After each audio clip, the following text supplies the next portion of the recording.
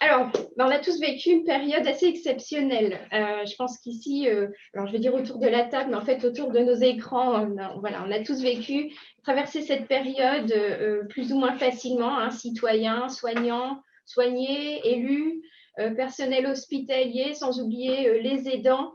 Et évidemment, en premier chef, les patients, hein, qui sont concernés par l'ensemble de nos activités. Alors, 6 mois historiques de pandémie Covid-19 qui ont vu un essor sans précédent, hein, des pratiques de télémédecine, en particulier de la téléconsultation, et ce sera vraiment le fil conducteur de notre journée, mais plus largement de santé numérique. Alors pour nous qui travaillons au sein du CATEL, certains depuis 20 ans, on doit vous dire que pendant ces 20 ans, on a mis tous nos efforts pour réfléchir avec les acteurs pluridisciplinaires de notre réseau, pour les accompagner, pour promouvoir ces usages. Et alors aujourd'hui, il se passe quelque chose d'assez étonnant, c'est qu'il n'y a plus besoin de non-discours. Hein. Dans notre entourage, tout le monde comprend enfin ce que c'est que la téléconsultation, ce que c'est que la télémédecine, à quoi elle peut servir. Beaucoup d'entre vous l'ont certainement expérimenté en vrai, ce qui n'était pas forcément le cas avant, ont fait leur premier pas, parfois, alors dans ce contexte si particulier encore une fois, et que ce soit pour le coup du côté soignant et ou du côté patient. Beaucoup avaient sans doute déjà essayé côté patient, du côté soignant, mais pas forcément soi-même en étant du côté patient. Bon, alors vous l'avez essayé, est-ce que vous l'avez adopté? Ça, c'est une autre question. Un pic d'1 million de téléconsultations par semaine, donc, au moment du confinement en France. La courbe des usages redescend aujourd'hui sans revenir à son niveau d'avant la crise. On a une nouvelle vague qui arrive. On se demande tout ce qui va se passer en termes d'usage de télémédecine dans les prochains mois. Alors, tout à l'heure, on parlait de cet effet soufflé, hein, donc c'est vraiment ça. Hein. Qu'est-ce qu'on va en faire de cet effet soufflé? Et puis surtout, comment passer d'usages un peu circonstanciels, un peu contraints parfois, à des usages de routine, dans un cadre que l'on souhaite tous éthique, pérenne, efficace, sécurisé. Donc c'est vrai que ce sont des questions importantes. Alors les plus convaincus parmi nous ont sans doute envie d'avancer, de moderniser, de diversifier les pratiques en s'appuyant sur tous ces champs du possible, hein, qu'on a évoqués tout à l'heure en assemblée générale, ces champs du possible de la santé numérique. Certains ont envie de renforcer l'usage des solutions, des outils. Certains ont peut-être envie d'améliorer leurs conditions d'exercice aussi, souvent difficiles. Hein. Il y a de récentes enquêtes qui viennent de sortir, notamment pour les infirmiers, qui sont assez éloquents. De ce point de vue-là. Et puis d'autres cherchent à développer de nouveaux types de relations soignants-patients ou d'améliorer les services de santé sur leur territoire. Et puis, d'autres, il ne faut pas les oublier, sont sceptiques, sont dubitatifs, restent réfractaires à ces pratiques. Il faut aussi les entendre. Nous, ce qu'on cherche à faire au CATEL, c'est de leur trouver des points communs. Peut-être que les convaincus comme les sceptiques, finalement, ils ont des besoins partagés, peut-être des besoins de guidage, de formation pour progresser, avancer ensemble. En tout cas, ce sera l'objet de toutes nos discussions et en particulier en fin de matinée.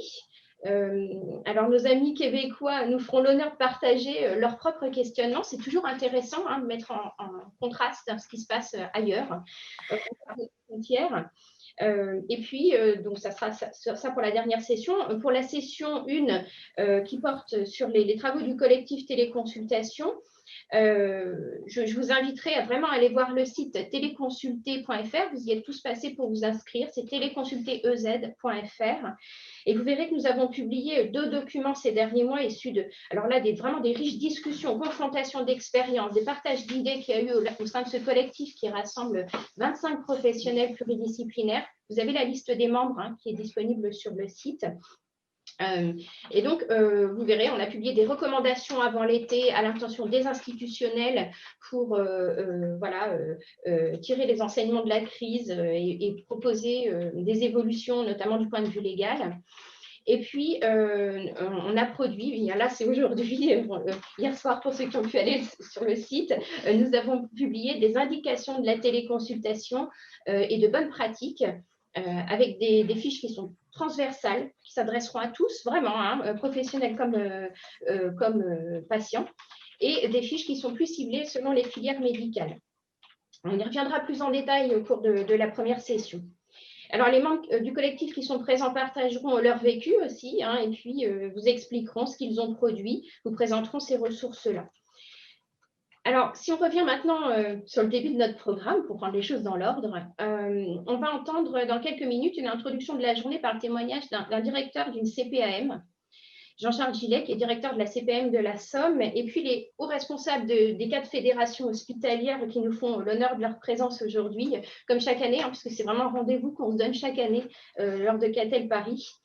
Et cette année, eh bien, nous partagerons les enseignements qu'ils retirent de cette crise en matière de santé numérique et surtout, ils mettront en rapport les dispositions légales récentes hein, avec le Ségur de la santé sur leur stratégie.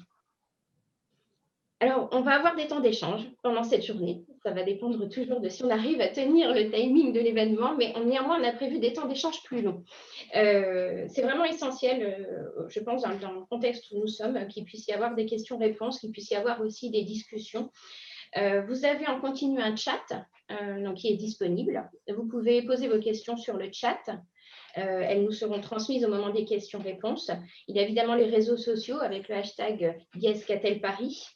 Et puis, ponctuellement, on pourra vous poser quelques questions par un sondage qui s'affichera sur votre écran. Vous pouvez y répondre et ils seront particulièrement utiles pendant le temps d'une demi-heure qui est prévu de discussion en fin de matinée sur les solutions et les besoins qui restent à pourvoir pour développer les pratiques.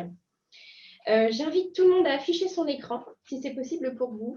Ça paraît intéressant. En salle de conférence, on ne peut pas se cacher le visage. Et là, c'est vrai que c'est intéressant qu'on puisse se voir. C'est quand même beaucoup plus confortable pour tout le monde et plus chaleureux aussi pour moi qui anime, mais aussi pour chacun d'entre vous.